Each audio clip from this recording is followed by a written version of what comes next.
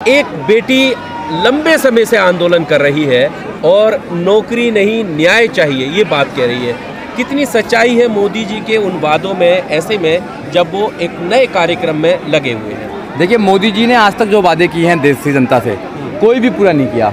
बेटी बचाओ बेटी पढ़ाओ का जो नारा है सरासर गलत दिया उन्होंने। एक तरफ बेटी देश की परेशान है, मोदी जी कोई भी स्टेटमेंट नहीं देते हैं, चाहे वो पहलवान बेटियां हों, चाहे वो डॉक्टर रीतू हों, चाहे देश की अन्य बेटियां हों। प्रधानमंत्री जी ने जो भी वादे आज तक देश की जनता से किए हैं 2014 से लेकर आज तक, एक भी वादा प्रधानमंत्री जी ने पूरा नहीं किया। पहला वादा उन्होंने क्या कि 2 करोड़ रोजगार देंगे, एक भी व्यक्ति को रोजगार देने का काम नहीं किया। 2014 से 2023 चल रही है, लगभग 9 साल बीत गए हैं, 18 करोड़ रोजगार होने चाहिए थे। कितने रोजगार हैं आप देख लीजिए। मोदी जी ने कहा कि 15 लाख रुपए देंगे, 1 लाख रुपए देने का काम नहीं किया, आप देख लीजिए। मोदी जी ने कहा 100 स्मार्ट सिटी बनाएंगे, एक भी स्मार्ट सिटी बनाने का काम नहीं किया, आप देख लीजिए। मोदी जी ने कहा कि बुलेट ट्रेन लेके आएंगे, कोई बुलेट ट्रेन नहीं है देश में। कौन से रूट पर बुलेट ट्रेन चल रही है बताइए आप।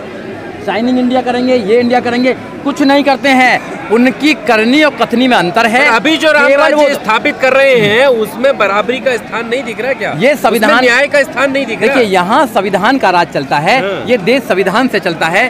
सारी जितनी संस्थाएं हैं वो संविधान से चलती हैं, ये मानना पड़ेगा आपको। नहीं है। अगर आप यह सोच रहे हो कि हम डॉक्टर रीतू की नौकरी के लिए यहाँ खड़े हैं तो बिल्कुल नहीं है। हम यहाँ संविधान बचाने के लिए खड़े हैं। अगर डॉक्टर रीतू पे अत्याचार होगा तो उसके साथ खड़े होंगे, और CA NRC का मुद्दा होगा तो हम आपके साथ खड़े होंगे।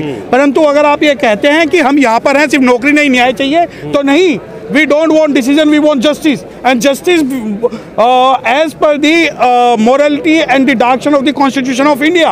हम जब संविधान की बात करते हैं तो इस आंदोलन को, दिल्ली में जो भी आंदोलन हो रहा है, किसी का कोई व्यक्तिगत आंदोलन नहीं है, ये किसी राजनीतिक पार्टी का कोई आंदोलन नहीं है, ये किसी सामाजिक संगठन का कोई आंदोलन नहीं है। ये आंदोलन है लोकतंत्र को बचाने का, ये आंदोलन है संविधान को बचाने का। अगर आप ये सोचते हैं कि मैं बहुजन समाज पार्टी का एक कार्यकर्ता यहाँ पर आया हूँ तो डॉक्टर रीतू के लिए आया हूँ, बिल्कुल नहीं आया।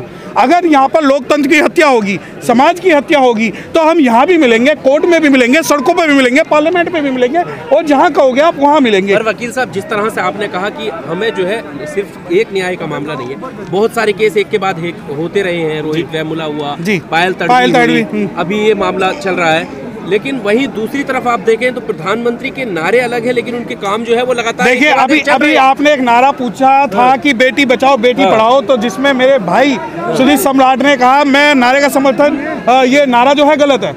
मैं कहता हूँ वो बिल्कुल सही नारा है उनका। सही है वो नारा? बिल्कुल 100%। इसका मतलब सशक्त किया है ना? नहीं, अरे उन्होंने कहा बेटी हमसे बचाओ, बेटी हमसे बचाओ, बचा सको तो पढ़ाओ। चाहे हाथरस हो, चाहे डॉक्टर रीतू हो, चाहे रेप केस हो, चाहे खेलराजी हो, बथानी टोला हो, रेप केस हो या मोलेस्टेशन हो, वो कहते हैं बेटी हमसे बचाओ फिर पढ़ा के दिखाओ। अब आप समझते नहीं हो।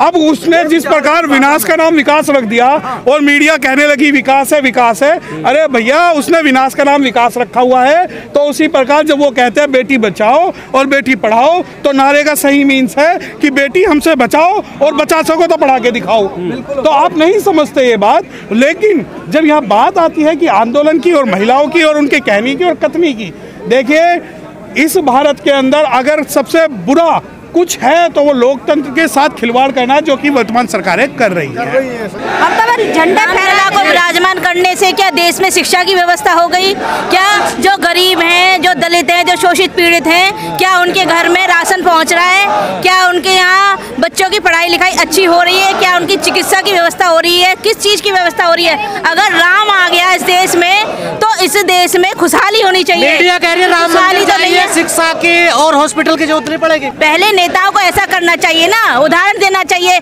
अपने सारे बच्चों को मंदिरों में बैठा देना चाहिए, यूनिवर्सिटी से बुला लेना चाहिए, पढ़ने नहीं भेजना चाहिए उन्हें सबसे पहले। और जो नहीं जाना चाहते उनके बच्चों को यूनिवर्सिटी भेज दें, उनके बच्चों को पढ़ने भेज दें, उनको नौकरी करने दें। आप लोग अपने बैठो मंदिर में, गाँव के बच्चे विदेश पढ़ने जाएंगे। भाई नेता जा जाके तो संसद में बैठ रहे हैं, योगी मोदी संसद में बैठ रहे हैं। जब तुम्हें मंदिर से प्यार है तो तुम्हें मंदिर में बैठना चाहिए, क्यों जाके वहाँ बैठ जाते हैं संसद में जाके। जब बहुजन समाज को बैठने दें, बहुजन समाज के जो योग्य लोग हैं जो राजनीति करना चाहते हैं तो उन्हें बैठने देना।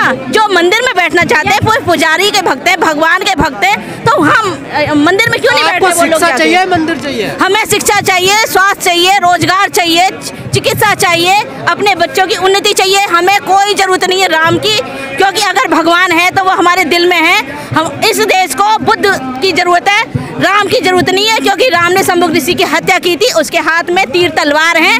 यहाँ हिंसा की जरूरत है, हिंसा की जरूरत नहीं है। लेकिन जनता भी तो खुश है ना उसी से। नहीं, अगर जनता खुश होती तो आप देख लो, यहाँ साक्षात उदाहरण है। क्या जनता अगर खुश होती तो यहाँ इतनी भीड़ भाड़ होती? लेकिन ये तो अगर जनता खुश होती तो इतना प्रचार करने की जरूरत नहीं थी। आप हर एक गली पे, हर मोहल्ले पे, मतलब ये शासन प्रशासन की तरफ से क्यों व्यवस्था करनी पड़ रही है? अगर जनता खुश है तो खुद ही चली जाती, जनता खुद चली जाती। अब क्या चाहते हो आप लोग? अब क्या चाहते हो? हम न्याय चाहते हैं, हम समता समानता का जो है यहाँ पर व्यवस्था चाहते हैं कि भाई सबको बराबरी का अधिकार होना चाहिए। आप योग्यता के आधार पर करो, लेकिन एक हमारे समाज की हिमा दास है भारत में बराबरी नहीं है, बिल्कुल नहीं है। अगर होते तो 6 जिसने गोल्ड जीते हिमा दास ने, तो आप देख लो उसका नाम कहीं नहीं आता, और सिर्फ एक गोल्ड जीत के लाता है उसका नाम आ जाता है। ऐसा क्यों हो रहा है? जिस चीज़ की ज़रूरत नहीं है, जिस चीज़ की जनता मांग कर रही है, उसको लाया नहीं जाता। प्रधानमंत्री मन की बात करते रहते हैं, जनता के मन की बात ही नहीं हो रही, शिक्षा की बात नहीं हो रही, रोजगार की बात नहीं हो रही। तो ये सब तो दिखावा है, आडंबर है, क्योंकि जो चीज़ मांग ही नहीं रही जनता, उसको जबरदस्ती उनके ऊपर थोपा जा रहा है। मीडिया तो कह रही है मांग रही है जनता। देखिए भाई मीडिया तो गोदी मीडिया है, वो तो कहेगी, उनका काम है, वो तो खरीदी हुए हैं, उनकी तो व्यवस्था वही है, तो वो तो उसको ही आगे बढ़ाएंगे। लेकिन जो आम लोग हैं उनसे जाके पूछिए, उनसे वो क्यों नहीं। और अगर ये सही है तो मैं तो कहती हूँ बिल्कुल बहुत अच्छी बात है। तो सारे जो मंत्री हैं जो भक्त हैं राम के, तो उस मंदिर में जाके बैठ जाएं और संसद को छोड़ दें। अरे आपको भी जाना चाहिए आंदोलन छोड़कर। हाँ, हम तो संसद में जाने को तैयार हैं, हम तो संसद में जाने को तैयार हैं। हमें मंदिर नहीं चाहिए, हम तो कह रहे हैं। जिनको मंदिर चाहिए वो मंदिर में जाएं, जिनको संसद चाहिए वो संसद में जाएं ना। तो जिनको मंदिर चाहिए तो वो मंदिर में जाके क्यों नहीं बैठ रहे, वो संसद में जाके क्यों बैठ रहे हैं? मेरा एक सीधा सा सवाल है सरकार से कि वो जाके संसद को अरे आप शूद्र हैं, दलित हैं, आप सेवक हैं, आप सेवा करिए ना। कहाँ संसद जाके? तो सेवा ही तो करना चाहते हैं भाई। प्रधानमंत्री कहते हैं कि मैं सेवक हूँ, और उन्हें जाके मंदिर में बैठना चाहिए। हम सेवक हैं इस देश के, तो हमें सेवा करने दें। ईवीएम से उस स्वाभिमानी हर इंसान को दिक्कत होनी चाहिए, जिसकी शिक्षा छिन गई, जिसके रोजगार छिन गए, जिसका मान सम्मान चला गया, मनुवादियों ने देश पे कब्जा कर लिया हो, वो अभी किसी को भी अपने सामने उनको कुछ दिखाई नहीं दे रहा हो, उन्होंने हर उस स्वाभिमानी इंसान को ईवीएम से दिक्कत है, और मुझे भी दिक्कत है। कहाँ स्वाभिमान छीन लिया? देखिए, मैं समझता हूँ कि आप जैसे पूरे देश में आप घूम रहे हो, शायद आपको अच्छी तरह से आभास होगा कि ईवीएम ने हमारा कितना नुकसान किया है।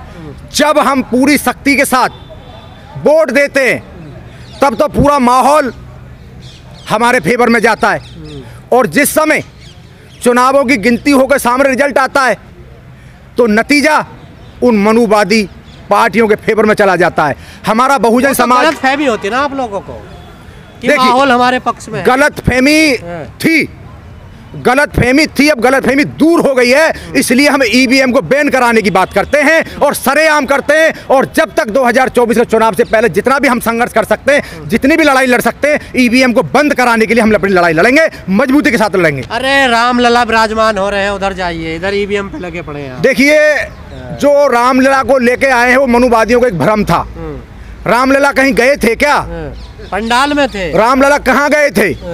जब रामलला पंडात में थे, रामलला अगर ये शक्ति उनके अंदर विद्यमान है, इनके मंत्रों के अंदर शक्ति इतनी भरी हुई है कूट कूट के, तो रामलला का मंदिर चमत्कार करके बना लेते। उस कोर्ट की शरण में क्यों गए? बाबा के संविधान की शरण में क्यों गए? तो श्रेय तो बाबा को दिया जाना चाहिए था, अम्बेडकर को दिया जाना चाहिए था। वहाँ पे बाबा साहब भीमराव अम्बेडकर की एक मूर्ति लगाई जानी चाहिए थी, और भगवान जिनको काल्पनिक राम मैं कहता हूँ, जिनको इन्होंने वहाँ बैठाया है, उनको भी तो उनके सामने बीजेपी होना चाहिए था। धन्य हो अम्बेडकर, तुम्हारी वजह से मेरा मंदिर बना, और मैं आपको नमस्कार करता हूँ, जय भीम करता हूँ। बीजेपी की वजह से बना है। देखिए बीजेपी को इसी तरह पता है, ये मनुवादी लोग हैं, सत्य को कभी नहीं मानते, लेकिन जनता सब जान रही है। कोर्ट की शरण में गए, कोर्ट ने इनको निर्णय दिया, वहां से इनको मान सम्मान बना, तब इन्होंने वहां मंदिर बनाया। लेकिन मंदिर का बनाया इन्होंने, हजारों साल खाने के लिए अपनी व्यवस्था बना ली है। वहां पे अरबों रुपए का फंड आएगा, जितना बड़ा मंदिर है ना उसे 4 गुना बड़ा तिजोरी बना रखी है इन्होंने, वो नोटों से भर जाएगी, उसमें कूद कूद कर डांस करेंगे, गद्दा बनाएंगे, उसमें मजे लेंगे पूरे देश के पैसे का। तो ये एक पाखंड चल रहा है। आस्था भी होती है, आप लोगों को शर्म नहीं है क्या बिल्कुल भी? देखिए आस्था इंसान को अंधा बना देती है, इतना आस्तिक भी होना जरूरी नहीं है जितना आस्था दिखाई जा रही है। घर घर में देखो तो राम, जिस मंदिर में देखो तो राम, पीले चावल मिले आपको, पीले चावल मिलने तो राम। अरे भैया यार राम में इतनी ताकत है।